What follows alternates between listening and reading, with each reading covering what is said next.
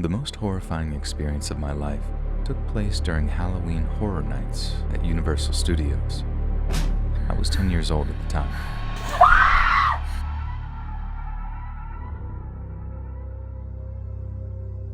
Universal Lust, Part 1. This is back in 2014. My grandfather suffered a stroke and my parents went to Tennessee to take care of him. Instead of dragging me along, they had my 18-year-old aunt come down to watch over me. This was a regular event as she'd been spending summers with us for as long as I could remember. She had an unstable family, so coming down to Florida gave her an emotional break and kept my parents, who both worked, from having to put me into daycare. But this was the first time she'd ever been down in October, and that had her excited for a very specific reason. There's a big event at Universal Studios each fall called Halloween Horror Nights. Essentially, the park reopens after dark with haunted houses and scare zones. Nikki had been dying to go for years, and now she'd finally have the chance. The night we went was unusually warm for an October night in Florida. Even after dark, it was still over 80 degrees. My aunt had a radiant smile and, as usual, male attention followed her everywhere we went. Keep in mind that this event is not recommended for anyone under the age of 13. I was hesitant about going, but Nikki challenged me to be brave and promised that I could hold her hand anytime I got scared. As you can imagine, the scare zones were beyond terrifying for a 10-year-old, and by the time we got in line for the first house, I had cold feet about going inside. Nikki offered a solution. She gave me her iPhone and earbuds and told me to listen to a YouTube video while I walked through the house with my eyes closed. I summoned my courage and agreed. As soon as we were about to go inside, I grabbed her hand and closed my eyes. And that worked. The lines moved slow enough that I was able to trudge along without needing to see. We ended up going into 3 or 4 more houses like that, and despite distracting myself from the very entertainment everyone else was there to enjoy, I still had fun. Nikki always had a way of making me feel special, but that's when things quickly took a turn for the worse. We were in line for another haunted house, and as usual, when we neared the front, I started searching for a video to listen to. But then a big group of people opted to let us cut in front of them, and we were suddenly being rushed inside the house. As we entered the darkness, I still had Nikki's phone in my hand. Normally, I didn't have any issue going through with my eyes shut, but since there wasn't anyone in front of us this time, we moved much quicker, and I had to open my eyes to keep up. At the first scare actor, I freaked out, dropped the phone, and grabbed onto Nikki's waist and squeezed against her with my eyes closed for the rest of the house. When we left the attraction, I was crying and freaking out. Nikki let me calm down, and then I explained that I had dropped her phone and I was too scared to pick it back up.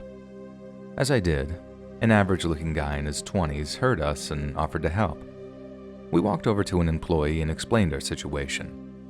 The employee radioed for someone to do a walkthrough for the phone and then broke the bad news that they didn't find anything. He suggested that we go to the Lost and Found and started explaining where it was located when the stranger waved him off, saying that he already knew. The stranger then started walking away, telling us to follow him, and we did. The stranger made small talk as he led us to the Lost and Found, and we learned that his name was Drew and that he was in town just to go to Halloween Horror Nights. When we got to the Lost and Found, Nikki explained to the agent what had happened. The agent suggested that we check back at close and see if it turned up. He then asked for our contact info in case the phone was found later on. Nikki explained the babysitting situation and that we didn't have a landline, so instead, she gave them my family's home address as well as her email. When we left, Drew left with us and expressed his optimism that someone would return the phone before the park closed. He then asked what we wanted to do next. Nikki kind of froze for a second and then told him that we were actually planning on browsing the gift shop for a while. He shrugged and said that sounded cool. In hindsight, I realized Nikki was trying to get rid of him. She figured the gift shop was the most boring option available and hoped that he'd go do something else, but she was wrong. As for me, I was just happy that we weren't going into any more haunted houses. I was looking at Harry Potter wands in the gift shop when Drew came over and asked me if I wanted one. Of course, I said yes, and he said that he'd buy it for me.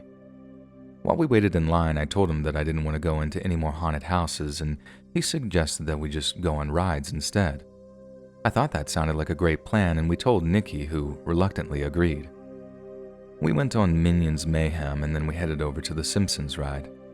As we waited in line, I noticed how he'd stand uncomfortably close to her and she'd slide away.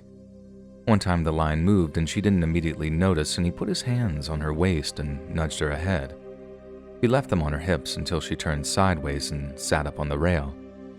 I saw the discomfort on her face, and that was the moment when I put all the pieces together, that Nikki didn't want Drew hanging out with us. The next ride that we went to was The Mummy. As we approached the locker area, Nikki handed Drew my wand and told him to get a locker while we ran to the bathroom really quick. She then grabbed my hand and reversed direction. Nikki picked up her pace as we got further away, and she didn't miss a beat as we neared the bathrooms. We walked right past them and just kept going. All the way to the show on the other side of the park. We merged with the crowd and watched the entertainment, and something felt different. Nikki relaxed and resumed being her normal playful self. After the show, we had enough time to go on a handful of rides. The Transformers, Men in Black, and then we finished the night by going on the Hollywood Rip Rocket. On the way out, we swung by Lost and Found again to discover that nobody turned in Nikki's phone. As we were walking away, a familiar voice called out to Nikki. She instinctively turned around and saw Drew. He said that he'd been waiting there for 2 hours and asked what happened. She apologized and explained that there was a long line at the bathroom, so we went looking for another and just got lost. He then said that he wanted to see her again and offered to pay for her tickets so she could come back tomorrow and do the rest of the haunted houses. Nikki shook her head and told him, "I can't. I have a boyfriend." Drew's friendly, concerned demeanor instantly morphed into something else, and he said, "But I was nice to you." I don't know if it was anger or skepticism, but it was intense, and it clearly scared Nikki. She started stepping back and apologizing, then turned and started walking quickly away, and I followed. We left the park and walked through the crowds at City Walk, and unlike when we watched the show, Nikki didn't relax this time. I could sense that she was on edge, but never looked back. We passed the Universal Globe, the food and merchandise kiosks, and then got on the string of people movers that take you to the parking garage. At that point, a sense of safety returned and Nikki let her guard down. It felt like our Halloween Horror Nights adventure had finally come to an end. Little did I know, the night was about to get much, much worse.